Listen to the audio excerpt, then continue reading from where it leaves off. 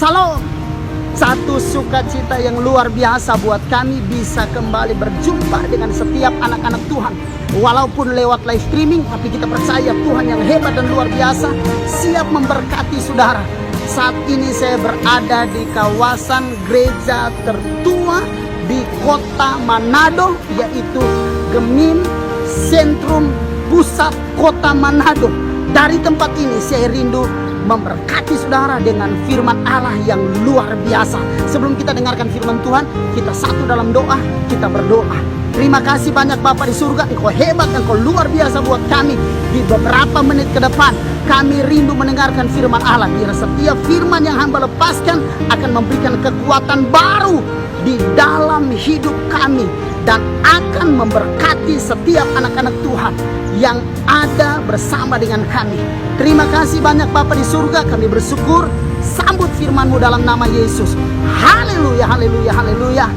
Amin. Ya, nah saudara kasih dalam Tuhan, Amsal pasal 4 ayat yang ke-23. Saya baca dalam nama Tuhan Yesus bagi saudara. Jagalah hatimu dengan segala kewaspadaan, karena dari situlah terpancar kehidupan. Sekali lagi, haleluya. Jagalah hatimu dengan segala kewaspadaan, karena dari situlah terpancar kehidupan. Ini yang saya mau bilang buat saudara. Seringkali kita gagal bukan karena kita bodoh. Seringkali kita nggak bisa maju bukan karena kita kurang pintar. Tapi seringkali kita gagal. Seringkali kita tidak mengalami kemajuan yang luar biasa karena hati kita bermasalah. Hati kita pahit, hati kita kecewa. Itu sebabnya saudara kasih dalam Tuhan. Selama hati kita pahit, selama hati kita tidak bisa bersuka cita, selama hati kita tidak tahu bersyukur, kita tidak akan pernah mengalami terobosan. Bahkan kita tidak akan pernah mengalami kemajuan yang luar biasa. Dunia ini bergerak begitu cepat, tetapi bagi orang-orang yang punya hati yang lemah, yang menyimpan kepahitan, yang menyimpan kecewa, yang menyimpan kebencian, dia tidak akan pernah mengalami hal-hal yang dahsyat, hal-hal yang luar biasa, hal-hal yang Tuhan sudah janjikan dalam hidupnya. Itu sebabnya sebagai hamba Tuhan, saya cuma mau bilang buat saudara dalam hidup ini, mari jaga hatimu dengan segala kewaspadaan, karena Alkitab dengan jelas bicara buat kita, dari situlah terpancar kehidupan.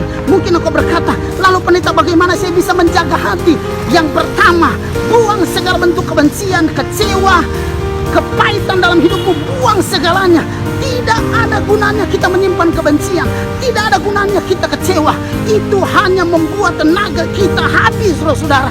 Itu hanya menggagalkan setiap fokus kita, sehingga kita kehilangan hal-hal yang berarti dalam hidup kita. Buang semuanya. Kalau hati kita tetap menyimpan kebencian, kita tidak akan pernah kuat. Kalau hati kita tetap menyimpan kebencian, dendam, kita nggak akan pernah lihat hal-hal yang besar yang Tuhan janjikan buat kita.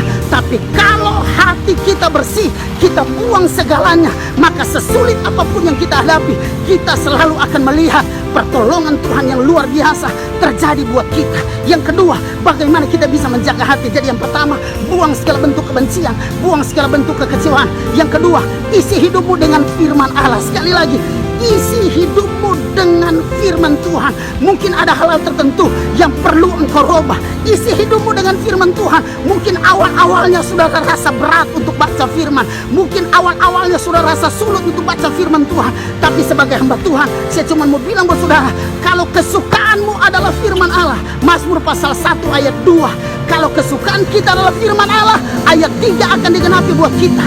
Kita akan seperti tanaman, kita akan seperti pohon yang ditanam di tepi aliran air, yang menghasilkan buah pada musimnya, yang tidak layu daunnya. Apa saja yang dibuatnya pasti berhasil, saudara-saudara. Itu sebabnya ini saya mau bilang buat saudara, bagaimana kita bisa menjaga hati. Yang pertama, jadi yang pertama saya ulangi, buang segala bentuk kebencian, kekecewaan, kepahitan dalam hidup saudara. Yang kedua, bertumbuhlah oleh firman Allah. Dan yang ketiga, haleluya, lepaskan pengampunan. kepada mereka yang pernah bersalah.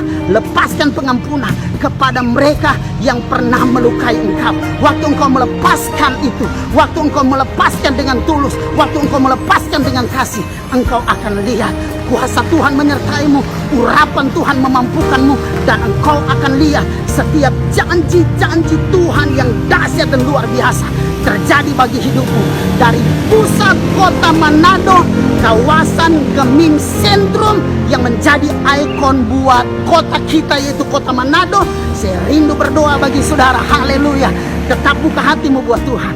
Terima kasih banyak Bapa di surga, Engkau besar, Engkau dahsyat, Engkau luar biasa.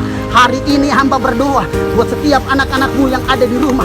Lepaskan mereka dari kepahitan, mampukan mereka untuk tidak lagi kecewa, tapi menjalani hidup dengan syukur, karena kami percaya Tuhan punya rancangan ajaib, yang hebat, yang luar biasa buat kami. Tidak perlu kami takut menghadapi apapun juga, kami percaya Tuhan punya rancangan yang luar biasa buat kami.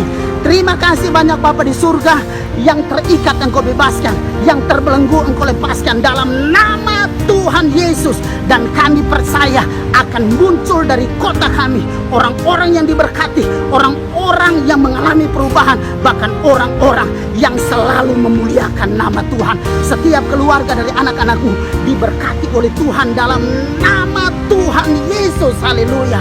Hidup kami adalah hidup yang berharga, sebab Tuhan sangat memberkati kami. Dalam nama Yesus kami berdoa. Haleluya. Amin. Akhir kata saya cuma mau bilang buat saudara, haleluya. Tetap semangat, tetap bersukacitalah. Masih ada Tuhan yang akan membela dan memberikan pertolongan tepat pada waktunya buat hidup kita. Tuhan Yesus memberkati. Haleluya.